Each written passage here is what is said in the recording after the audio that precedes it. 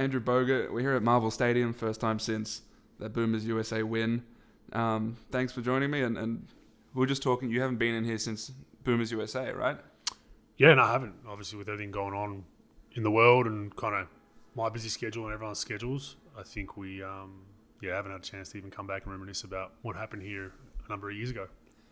I remember the story that I was told after that game, after the win. You didn't want to do media initially, right? And then, who was it? Someone told you that, like think of the moment. Like, you don't want to give this up. Is that what happened? I honestly don't remember that I didn't want to do media. I think I probably didn't want to do media. Was that after the win? After the win. I had my son in the locker room. Yeah, okay. That would be why. Yeah, well, I don't think it was anything to do with anything calculated. But I went and grabbed my son after the buzzer sounded. There was a few photos of that, me walking out with holding him, and I think it was to do with that because I was like, where the hell am I going to put him? I might have done something actually. Briefly, I think I ended up doing something briefly. I think you came on the post-game press. I did, yeah, because I was more worried about my son like running around, and I think he was 2 years old at that point, so I was just worried about him just going crazy during the interview, but ended up doing it. But that was the reason why I think I pushed back initially. Yeah, okay. How was that game for you? Like, we spoke about briefly before we jumped on here, the crowd and all that sort of thing. Just to have that many people, did you feel like not responsible, but you know, all of these people have come to see you guys and then you win, you know, like, is there a prouder moment for you? Not on Australian soil, not for Australian basketball on Australian soil. Even the first game, we didn't play that well and we were right there to the end. So we came in with a great confidence into game two that we could win that game. We were just a better team from 1 through 12 where we played more team-orientated basketball. We knew that they were more talented than us when you put individual versus individual. Right. So, yeah, to do that on Australian soil, a record crowd for a basketball game, I think even for might even be potentially for Etihad Stadium or what's it called now, whatever it's called now. And yeah, I think Marvel Stadium, sorry. But yeah, I think it's just to be forever in those books of, you know, being the Australian team to beat the USA team. Yeah. And on top of that, do that in my home city and a lot of guys' home countries was real special.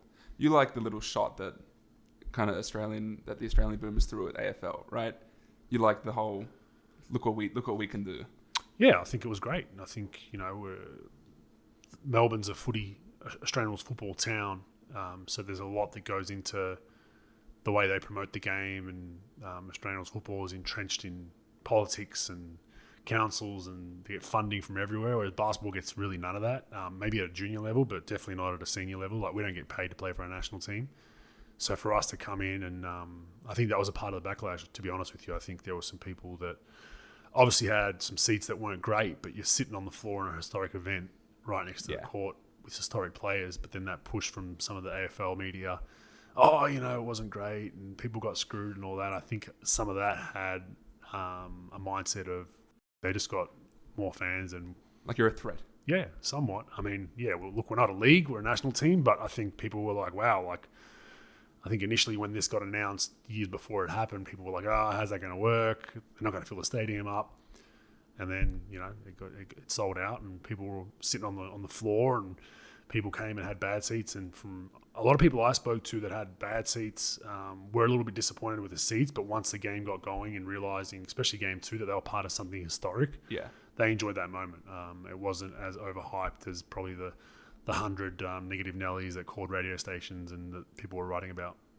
Is playing with the national team, that's the thing that you're going to hate most when you watch the team in Tokyo, right? Not being part of the playing group. Yeah, I just was playing basketball in general. But yeah, the national team was just a little bit more special just because I feel like this group has that puncher's chance of getting a medal. And that was kind of the goal for myself from day one. Joining the national team, people need to remember when I joined the national team, we were in a big transition period of you know, Shane Heal and I mean Gaze had retired in 2000 and Luke Longley and Mark Bradkey and the household names of the 80s and 90s that I grew up idolizing were all gone, right? And we were in a period where we didn't have any NBA players at the time. And the squad was kind of all over the place. Gorge took over. I don't know if you remember, we didn't qualify for the World Champs in 2002. New Zealand beat us. So there was a lot of turmoil within the program. So the rebuild took a while, but I think the program for the first 8 or 9 years I was involved in it, it was just kind of, I wouldn't say it was, guys were just happy to be participating in the Olympics, but a lot of guys didn't have that mindset of like, we're going in and try to win a medal. Like, guys didn't think that was realistic, and maybe rightfully so, but I thought it was a wrong mentality. It really bothered me going into some of those tournaments. We had, playing against the USA team, and we had guys on the team that were like asking to get their shoes signed before a game, Jesus. So for me, being an NBA player, hating those guys, trying to beat them, you've already lost the game before the game starts. So that's what I'm most proud of. That's changed now.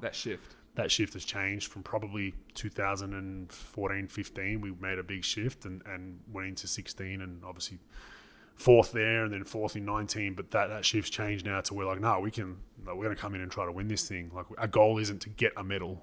Our goal isn't to like just beat the USA. Our goal is to try and win a gold medal. And, obviously if we get a silver or bronze along the way, we take that in stride. But our goal is to win a gold medal. And I think it is an achievable goal now. Whereas 10 years ago, if you said that, it probably wasn't an achievable goal. I feel like most other national teams at this point have that sentiment, right? So you look at Serbia, look at Spain. It's not we're going for second, right? That's always been the sort of thinking. Yeah. Right? Like, USA is going to win, silver's going to be awesome. How much of that do you put down to just guys flourishing in the NBA? So you look at Joe and Delhi and Aaron Baines and all those guys just getting confidence and then coming here and then being willing to accept the role.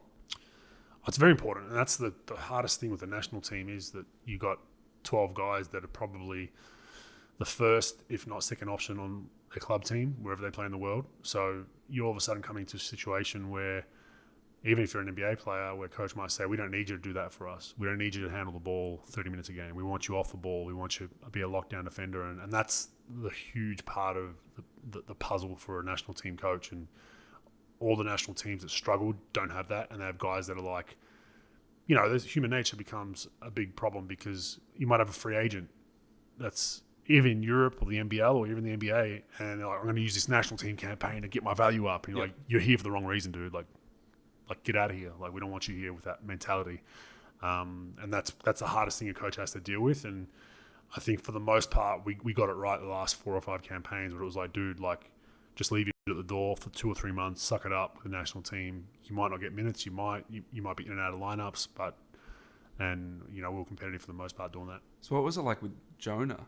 So that's the name that immediately comes to mind. Yep. He kind of bails on the Boomers. I was on a flight I'd watched the games in Perth, covered those games. I was on a flight back, and I get press release just as I land in Melbourne that Jonah Bolden leaves for personal reasons, right? We know it's just because he was at the back end of a rotation. He sort of wanted to get back to Philly and do his thing, try to get back into that rotation. As like a senior group, how do you guys approach that?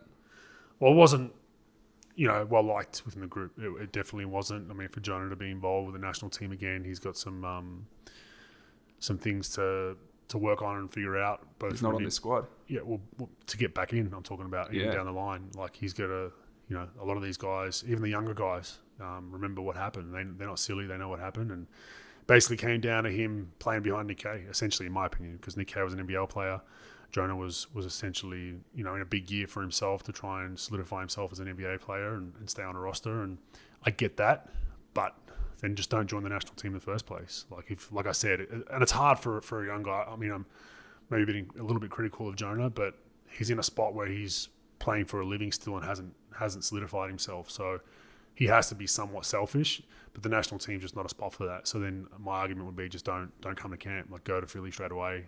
Like, if you're not brought in from the start. But even so, just if you're brought in and you're worried about your free agency, or like I haven't solidified myself with a contract yet, or I'm nervous about like not playing well in the off season, or I need to work on more things in the off season where I just need to get in the gym by myself. Yeah, not a problem. Like, a lot of people miss the national team sometimes for different reasons: injuries, rehab, family issues. That's not a problem. We wouldn't have taken. But then the fact that you come and then you realize, oh, it's not great for me. That's where. And the crazy thing about that was he actually played. Like, we were kind of worried about him because he didn't have a great camp, and the first game he didn't play that well. The second game in Perth. The second game he came on and I think he had like 11, 7, 5, 2 steals, 2 blocks. Like, used his length, was getting deflections.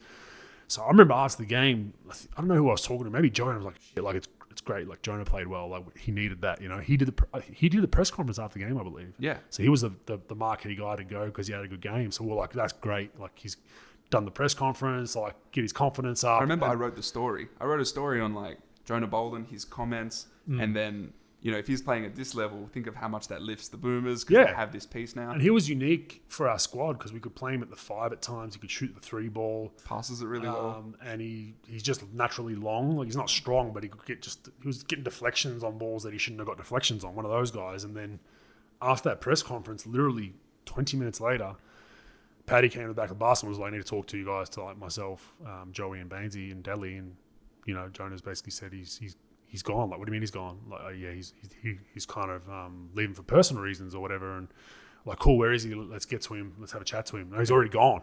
Gee. Like, he's gone. Like, and so we were like, okay, like, if you don't want to be a part of it, we're not going to roll out the red carpet to try to get you back. That's your decision. And we had to kind of move on. And look, it was a blessing for a guy like Nick Kay because he had a hell of a campaign for us. He was huge for us. No one knew who he was on the international stage. And he's, the consummate professional. He did a fantastic job for our national team.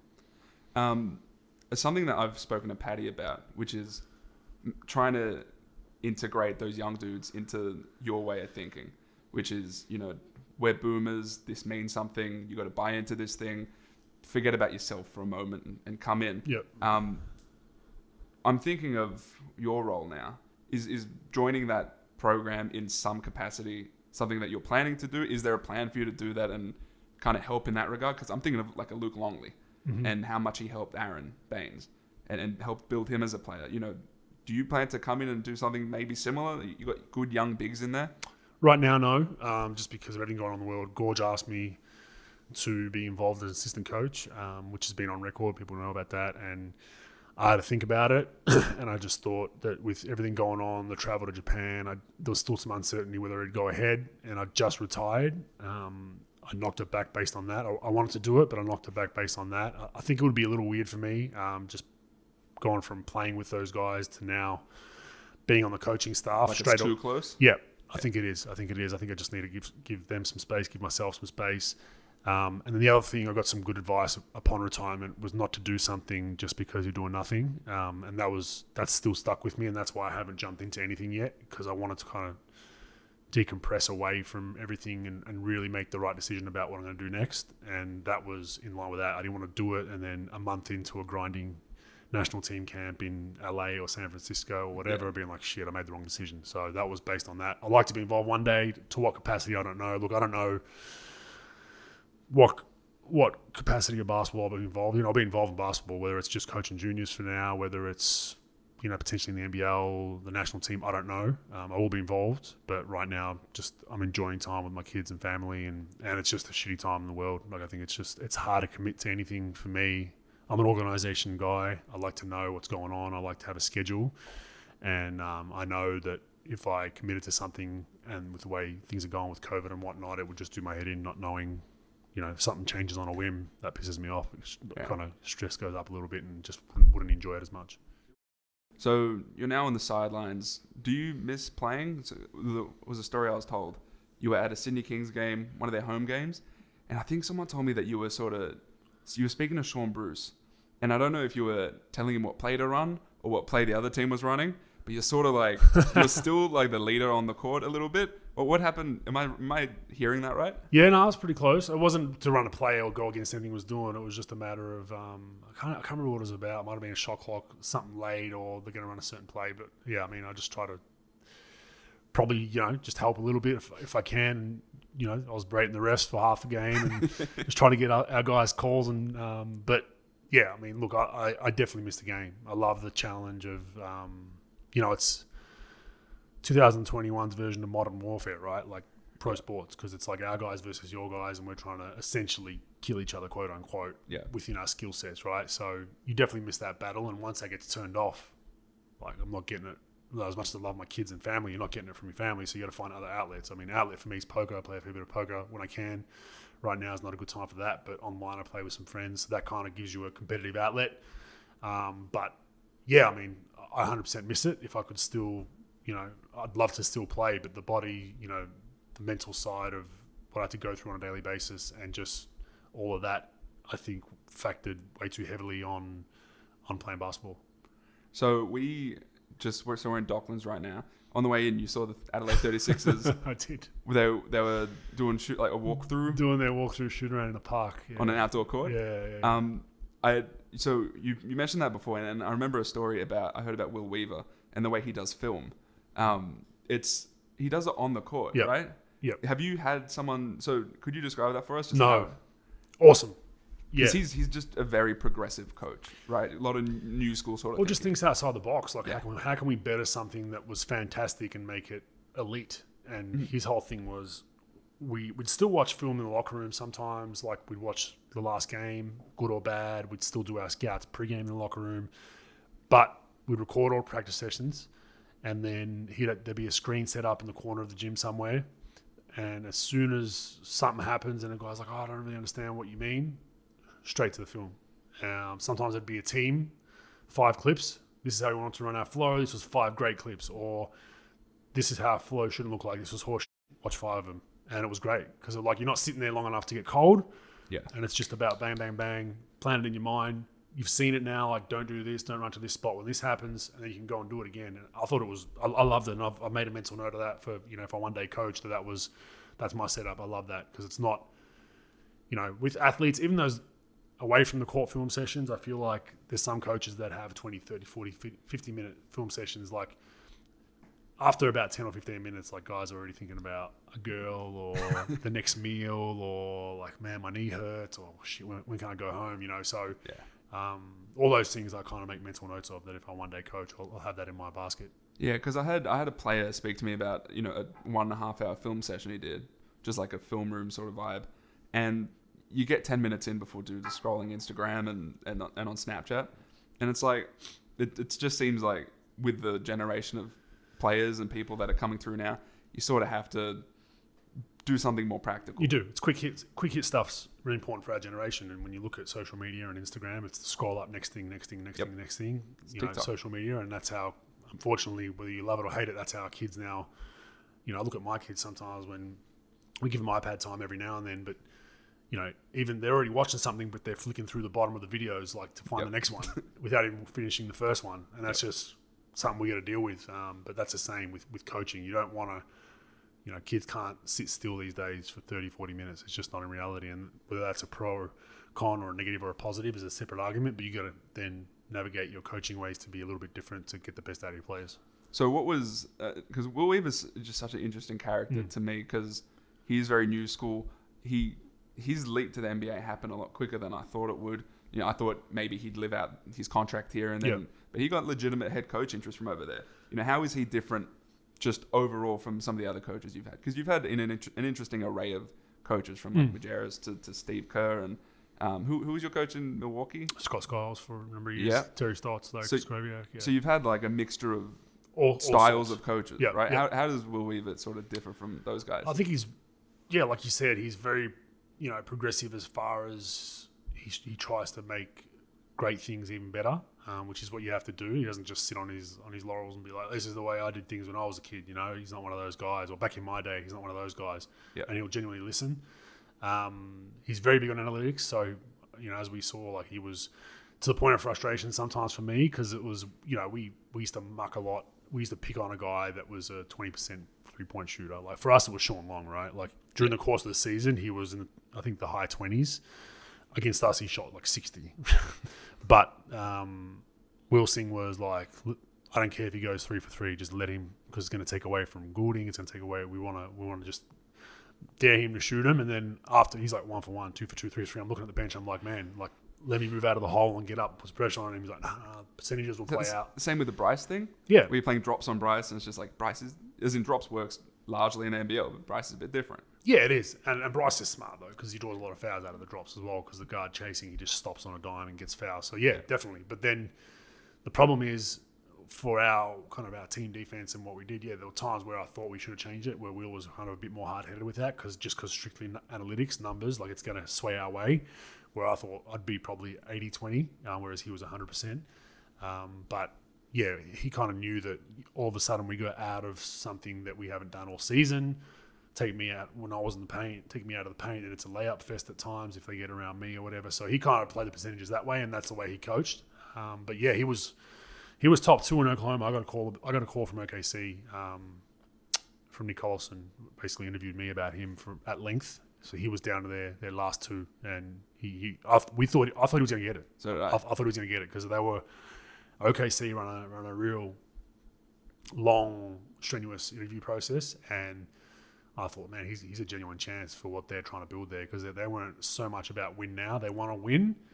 They're not like a old school Philly where we're like, we're just tanking for picks. They're like, no, you guys are still going to perform and try to win games, but we don't think we have the talent level to win 50, but we're not going 10 and 72. There's always going to be someone that can grow with them. Exactly. Yeah. And then he didn't get that, and then the Houston thing all imploded with what was going on down there, and then he ended up going over there, and it was kind of disappointing that he left for an assistant coaching role from my perspective, because I felt like we hired him to kind of rebuild Sydney culturally, and he did a fantastic job in the year that he was here.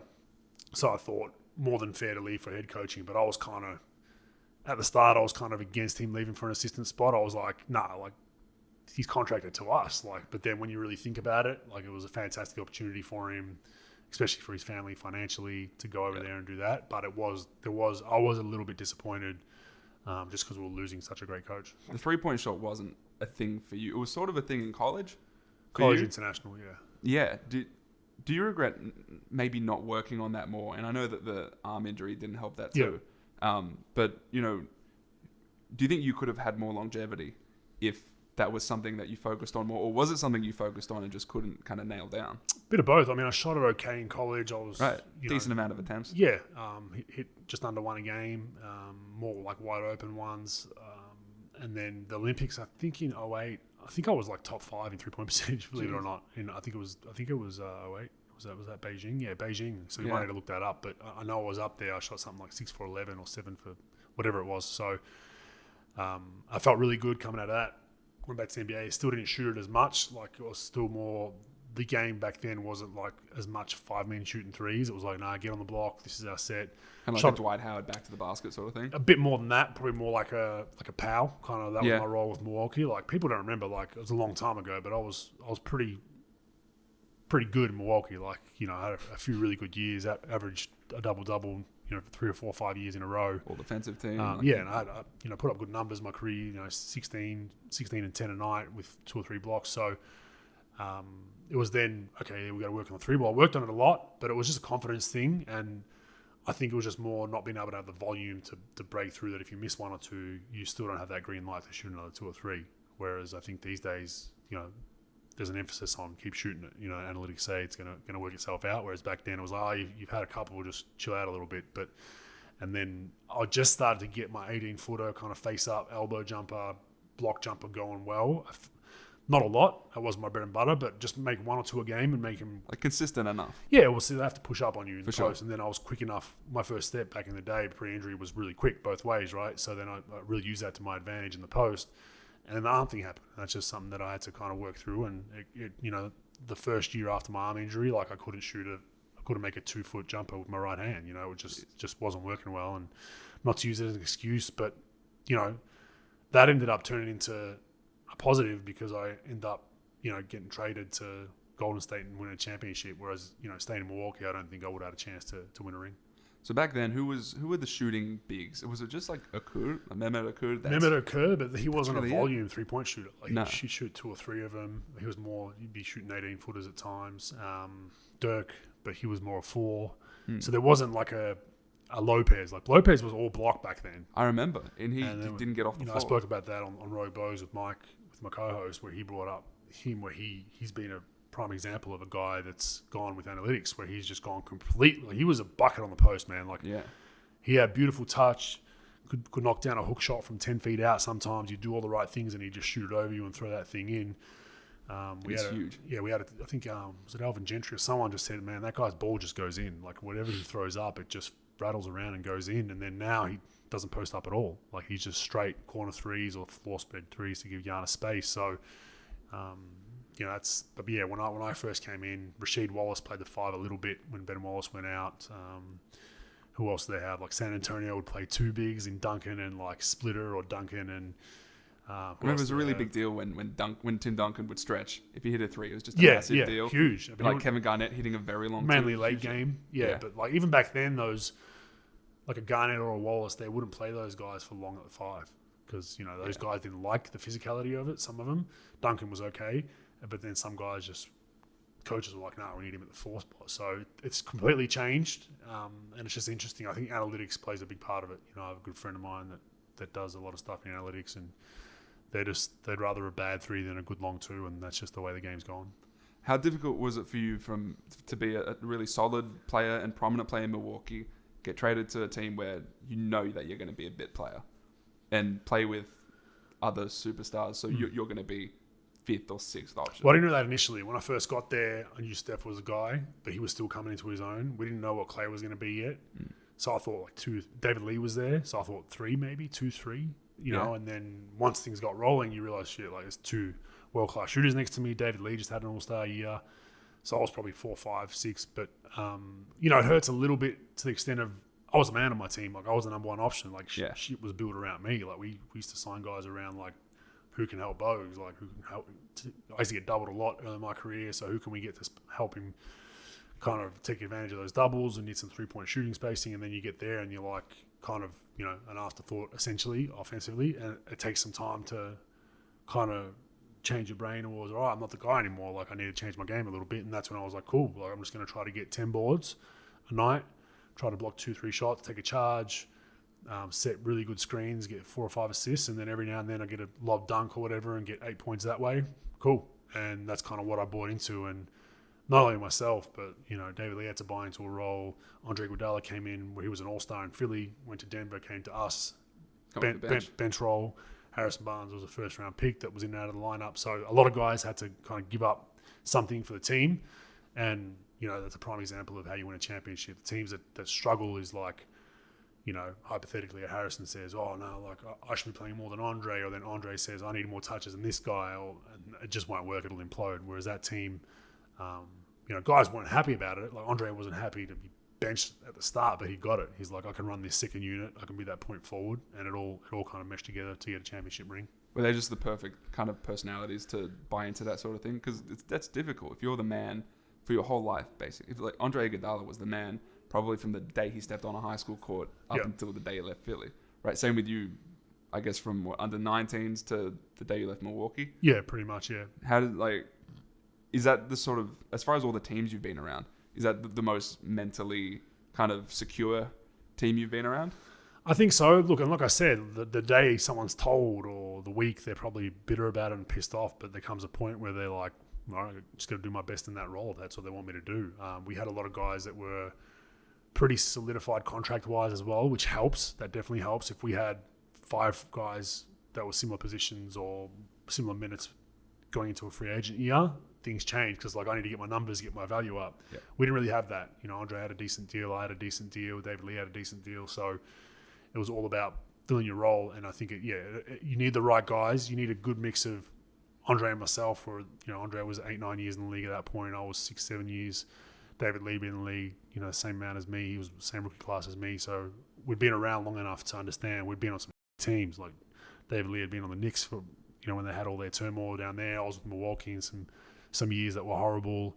Andre was on better teams but understood which ones were great and which ones weren't. So once you put all that together, it kind of, it is what it is. Do we want to win a championship or do we want to just go first round and everyone tries to go somewhere else in free agency again? I do have one other question that's sort of off topic, but I can link it. You talk about your background, right? It's like European. Did you play football, like soccer growing up? I didn't play organised soccer. I played soccer with the boys at lunchtime at school and on weekends a little bit, but no organised form. I was way too big. I'd have to be a keeper, and I was okay with my feet, but just so big, man. These little nuggets would just come in and body me out. But I enjoyed playing at school. I was keeper most of the time. Played a little bit of tennis, but the only organised sports, like fully organised, were I started in gymnastics, which I absolutely hated, and that was because my sister's 5 years older, so she did gymnastics. So the parents thought one car trip would be easier. Yep. Yeah, we'll just group him in, go do that sport. And after about 6 months, I'm like, I hate this. All I liked was a trampoline because you just jump on the trampoline. Everything else, I'm like, get me away from this. I was more a ball sports dude, so I Yeah. like anything to do with ball sports. And then I did taekwondo after that, and then after that I was like, I want to do basketball. Did Vic kick, which was Okay. Oz kick today was Vic kick back when I was younger, so it shows my age. And then the parents were like, if you want to do basketball, this is it. Like, we're not changing sports again. It costs money, blah, blah, blah, blah. Like, gave me that whole guilt trip. I said, nah, I'm all in with basketball. And that was my first organised team was at 9, and then never really looked back. Yeah, I asked because I speak to some Serbian national team people, and they're talking about Jokic and his passing and how football is just so helpful in seeing. I don't know, just seeing like a second ahead. You play in triangles. The same with Steve Nash and the way he passes. Yeah, I was wondering if that had anything. Where does your passing, do you think, come from? That sort of vision? I played every sport I could as a kid. Yeah. Not necessarily organised, but with locally. I played cricket in the summer when the cricket was on TV. We'd go outside and play cricket in the street. Tennis, Australian Open comes on, we go play tennis. Like, whatever we saw on TV, we go play. So I played, I think it's really important for kids at a young age to play as many sports as you can. Like, do a bunch of different, fine motor skills, darts. Yeah. I was good at billiards. I was good at ping pong. Like, just playing random, right? I think that really contributes to, if you end up being a professional sportsman, to your motor skills, right? But I just watched basketball like as a kid. That's what it was. Like, I'd record the NBA game of the week every Saturday, and then I'd record NBA action. Then I'd record all the NBL games, and then I'd watch all the NBA stuff on repeat Monday, Tuesday, Wednesday, Thursday, Friday till a new episode came out, and then record it again. All fresh records. I would never tape over it. And then when it was the NBA off season, no basketball, I'd watch all those tapes again. And I'll just watch and watch and watch and watch. And I think a lot of my passing and basketball IQ just came from I watched so much of it as a kid because I loved it so much, and it was just always ingrained in me to play the right way and watching, like, okay, why did that guy do a quick swing pass? Why didn't he, or, why did he do a touch pass as he cut through the lane? Because that defender rotated. I was already thinking about that at a young age. So it just all kind of blended in well. So you're retired now. Are you content? Have you gotten to that point yet? I think it's been a little while now. Yeah, I think. Happy enough? I mean, I've got no gripes. Like, I made a bit of money that's been able to have our family live in some of the nicest places in the world, experience the nicest countries, we go back to food. Like, I've spent insane amounts of money on steak before just because I love high-end food. Like, not every day, but I love trying. So I've had that opportunity to do things that I never would have dreamed of as a kid. So I'm very thankful for that. I mean, you always think like you could have done more as an athlete. Like, once you retire, maybe I could have got another year out of my body, or maybe I could have come back from that injury sooner, or maybe I shouldn't have left Milwaukee and had better individual numbers, whatever it is, right? So there's always a bit of kind of complacency there. But yeah, in the grand scheme of things, I think if you asked, 11-year-old Andrew Bogut, like, you'd be playing in the NBA for 14 years and have a 16-year professional career, like, I would have told you were crazy. Like, a goal for me back then was to play in the NBL. As an 11-year-old, that was an achievable goal. The NBA was, I've always said this, the NBA for me was like a unicorn. Like, that's a cool fantasy to have. Yeah. But it's not realistic. Like, Luke Longley's the only guy the last 20 years that's played a valuable, long tenured role in the NBA. Like, why would I break those numbers? And it all ended up working out pretty well. Awesome. Well, thanks for coming on. No worries. It's been real. Let's do this again. No worries. Thanks for having me. Thank you.